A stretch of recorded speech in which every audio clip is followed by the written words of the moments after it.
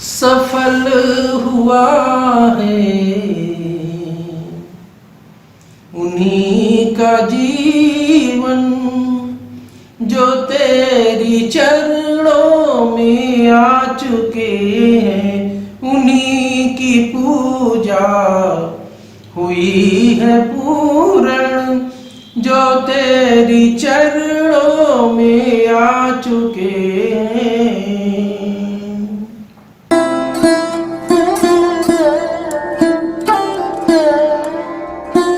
आप सभी को प्रणाम। सत्य सनातन की जय। ईश्वर की असीम अनुकंपा से, गुरु महाराज के असीम अनुकंपा से हम सभी लोगों को भगवत चर्चा करने का परम सौभाग्य प्राप्त हो रहा है। गुरु वंदना कर लेते हैं। बंदो गुरु पदकंज कृपा सिंधु नर रूप हरि महामोहतम पुंज जासु बचन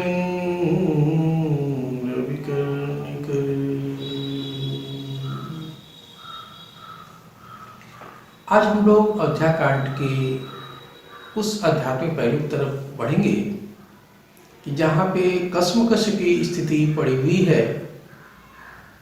भरत जी संकोच कर रहे हैं कि प्रभु भैया से कैसे कहें कि हम राज्याभिषेक का सामान लेके आए हैं, आप अयोध्या लौट चले। और तमाम इसी तरह के हम बात विचारों को, शंकाओं को देखेंगे कि क्या परिदृश्य उपस्थित होता है। इसमें जनक जी भी आ जाते हैं, जनक जी की भी क्या मर्यादाएं होती हैं। इन सब को ध्यान में रख करके हम इस कथा का रसस्वादन करते हैं। अब देखें, कथा इस प्रकार से आगे बढ़ती है कि उस समय बड़ी कठिन स्थिति है। प्रभु राम को पिता के वचन का मान भी रखना है और भरत को भी अपने भाई की मर्यादा का ध्यान रख करके उस बात को आगे लेकर के चलना है, जिससे भैया जो है वापस अयोध्या में लौट आए।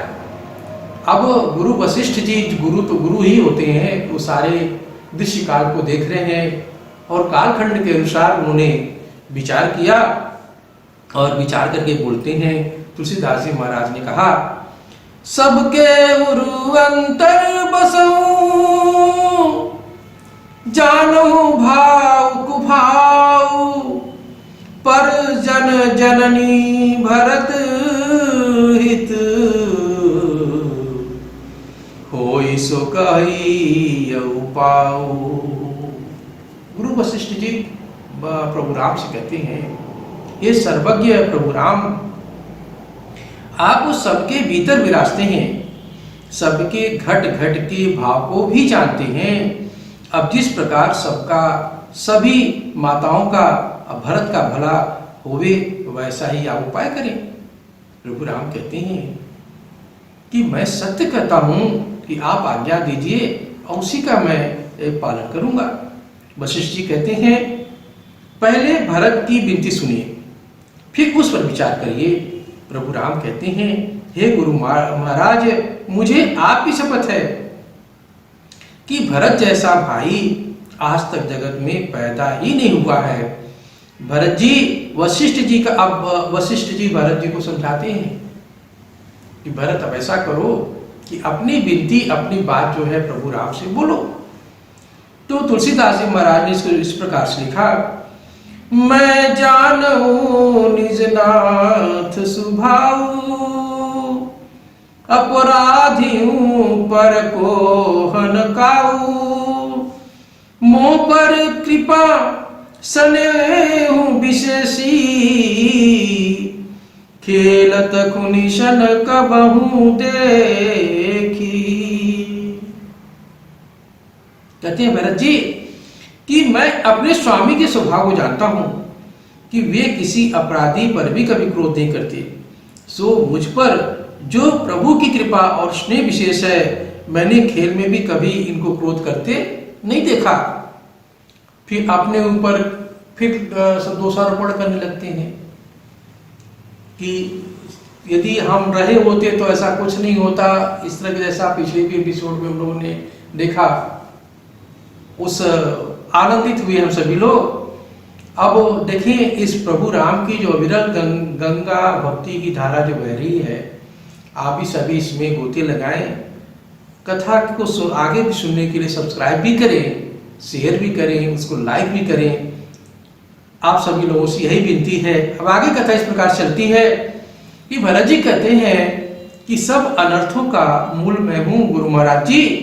मेरे ही कारण प्रभु मुनिवेश बनाकर लक्ष्मण और सीता जी के साथ वन में विचरण कर रहे हैं, तमाम कष्टों को झेल रहे हैं। तब गुरु महाराज जी भरत जी को अनेक प्रकार से समझाते हैं, कहते हैं कि तुम्हारा कोई दोष नहीं है। उसी समय प्रभु श्री राम भी कहते हैं, जब देखते हैं कि भरत बहुत व्याकुल है, उनका मन ग्लानि से भरा हुआ है, उनको कुछ सूझ नहीं रहा है, तब प्रभु श्री राम को कहना पड़ता है। कहते हैं तुलसीदास जी महाराज ने कहा, तात जाय जिय करहूं गलानी, ईश अधीन जीव गति जानी, तीन काल त्रिभुवन मत मोरे, पुण्य शिलोक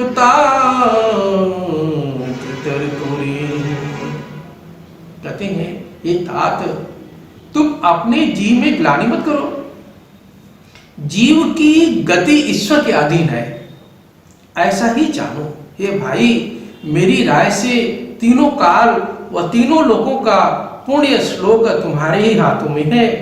गुरु के आज्ञानुसार जो तुम कहोगे वही मैं अवश्य करना चाहता हूं।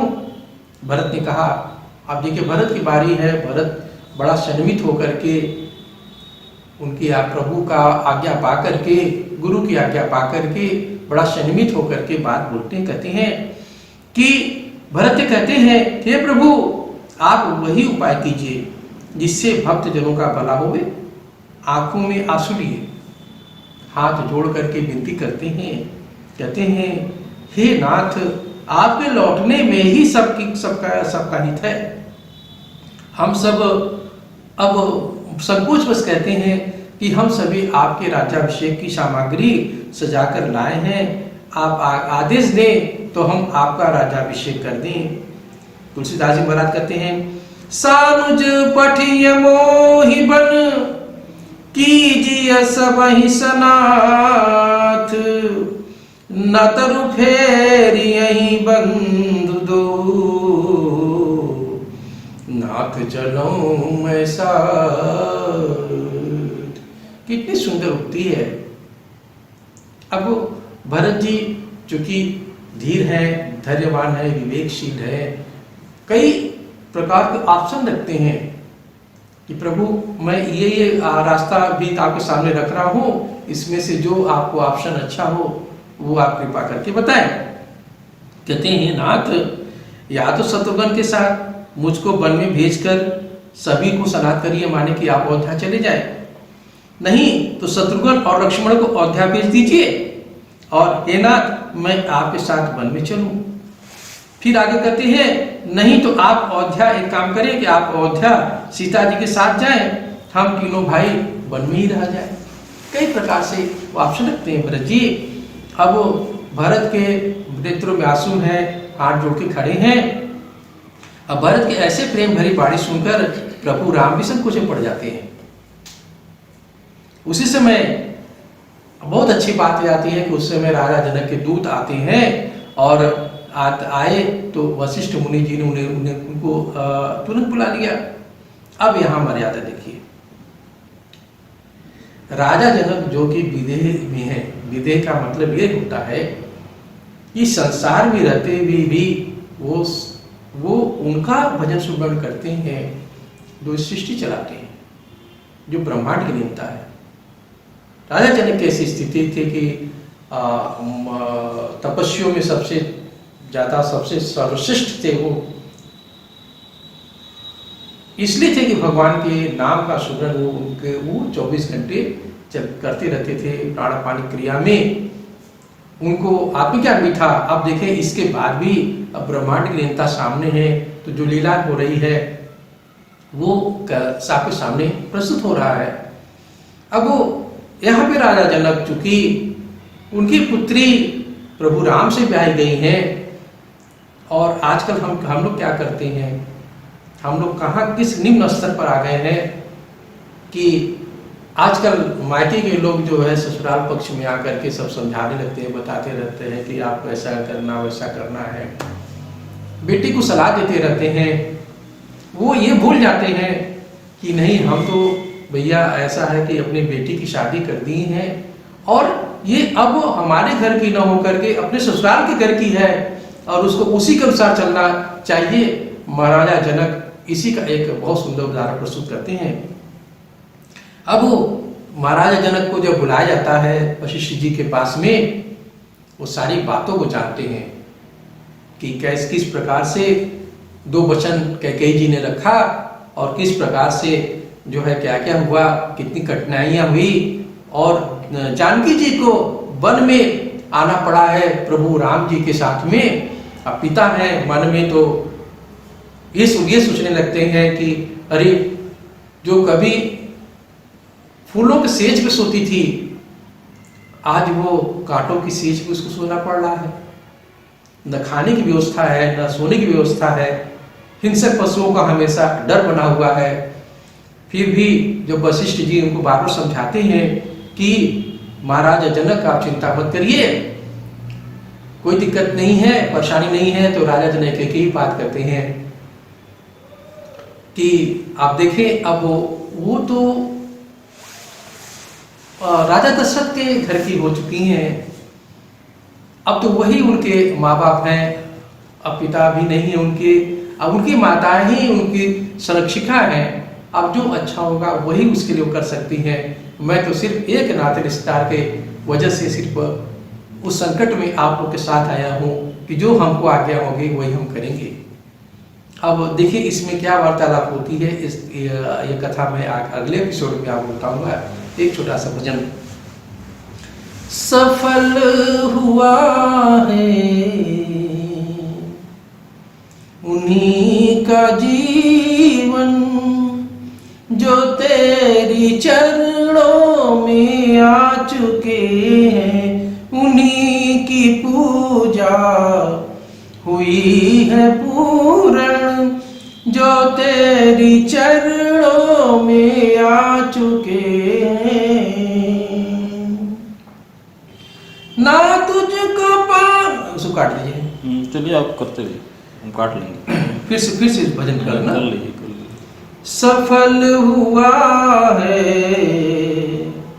उन्हीं का जीवन जो तेरी चरणों में आ चुके हैं, उन्हीं की पूजा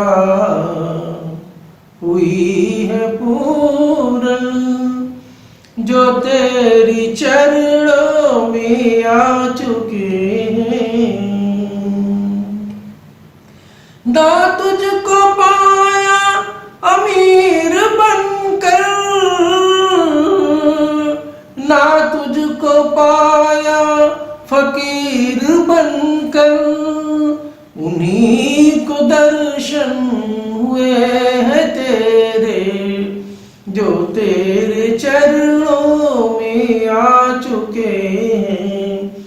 सफल हुआ है उन्हीं का जीवन जो तेरी चरणों में आ चुके